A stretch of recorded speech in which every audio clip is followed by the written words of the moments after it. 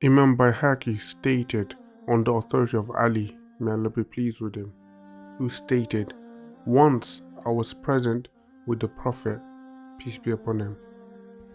At that time I had fallen so much sick that I prayed to Allah Almighty to grant me death if I am destined to die, so that I may get relief from the sickness.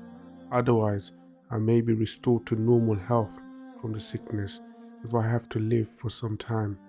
I also prayed for being granted patience if the sickness is a test for me from Allah Almighty."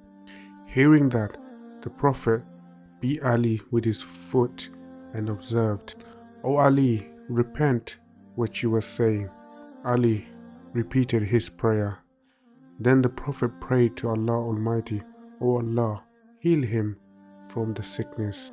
Ali stated that he became healthy same day and the pain never appeared again.